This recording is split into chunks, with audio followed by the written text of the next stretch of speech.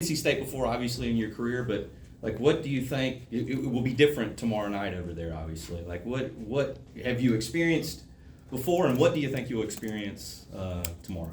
Yeah, I mean, I've had a lot of history in this league. Playing NC State at Notre Dame, I've heard is different than playing at Carolina. And so, I'm expecting a great atmosphere, and a fun game. Okay, on the note of the repost, C Drizzle, tell me about that nickname. That's something Harrison just kind of came up with, and I love Harrison. He's got a lot of energy, and so he's always kind of keeping it light, and he gave me that nickname. All right, a slightly more serious question. Baycott was saying that today's practice he was going to kind of talk to some of the newer guys, the chancellors, about what the NC State rivalry means to him and to the program. Did he do that, and if so, what did he share? I haven't spoken to him yet, so we'll see kind of what his thoughts are. So what is your expectation about what's going to be like tomorrow? It's an important game for us. We're 3-0 in the league. They're 3-0 in the league. We want to continue the way we've been playing. Playing physical, playing a lot of rebounding the basketball well, and we want to win this game, and for a lot of reasons, but if none other than to just move to 4-0 in this league and stay undefeated. As far as the atmosphere goes, have you experienced an environment where you're called a lot of names during the course of the game? I played a lot of basketball. I played a lot of college basketball. I've seen some of the greatest college basketball environments, so I'm excited for it. I love playing in loud and raucous environments, so we'll see what they got. Cormac, obviously, as an offensive player or as a team on offense, you can get in a rhythm, you can get hot, you can sort of get on a tear. Do you think the same also applies for a defense? Because, defensively, the last couple of games, seems like you've been able to take it to another level, and that's what's helped you win these games. Can you get hot defensively also? Yeah, absolutely. I think you can, and I think a lot of that is it starts with preparation. Obviously, it starts with kind of how you practice, how you prepare for a team, whether that's personnel, whether that's scouting, and then a lot of it is just the mindset, and that hunger, that desire to play defense.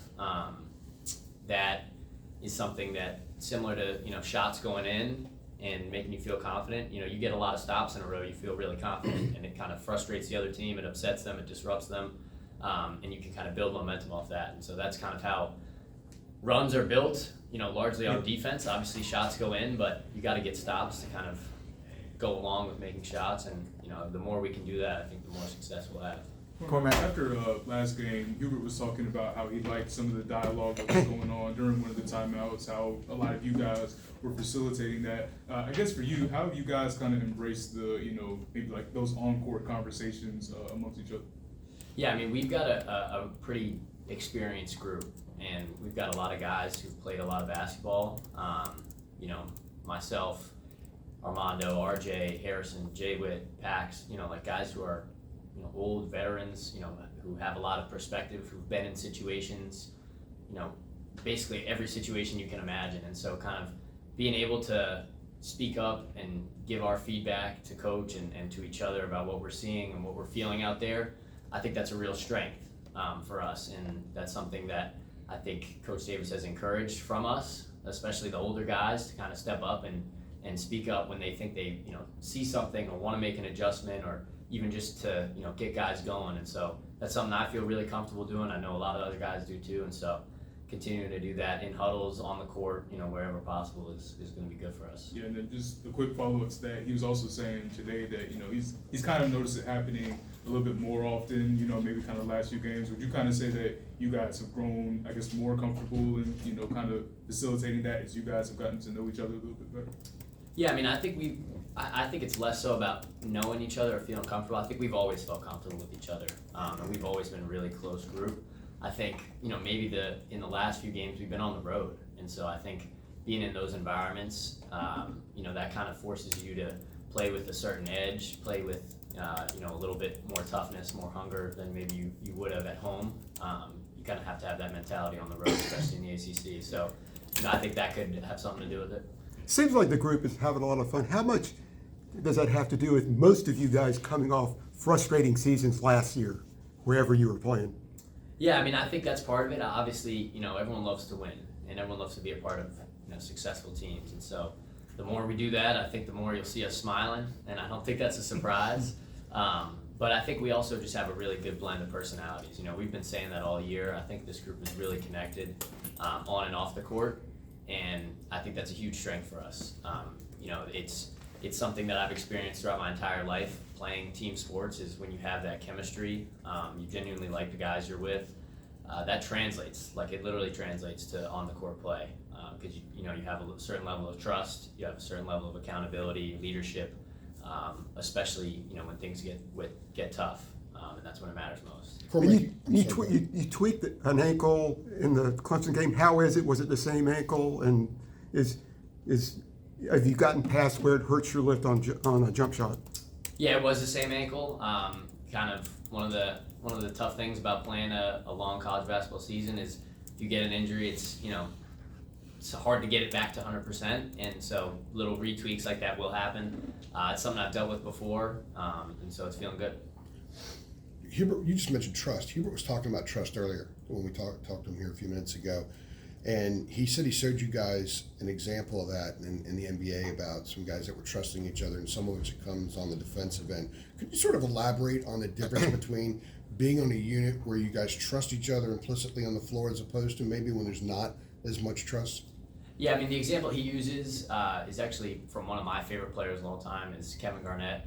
I love KG. I love the way he plays with that fire and that edge. I think he's one of the best leaders and just energy guys of all time, and obviously his skills speak for himself. But he talks about the Celtics with Doc Rivers and kind of their philosophy of called Ubuntu, which is one of the ways he describes it is I'm where I need to be because I know my teammates where he needs to be, and so it's kind of that chain reaction of being able to trust where your guys are, knowing that they have your back and you have their back.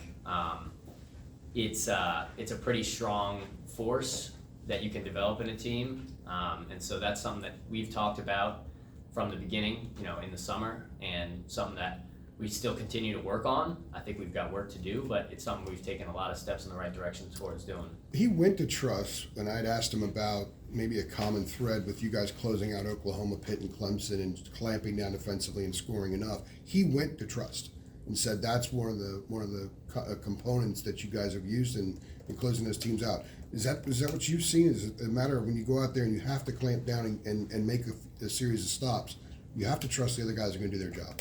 Yeah, I think trust is a big part of it. I also think just hunger is a big part of it too. You got to really be hungry to get those stops, make winning plays. I think being unselfish is a huge part of it, and that's not just offensively. I think that's defensively as well.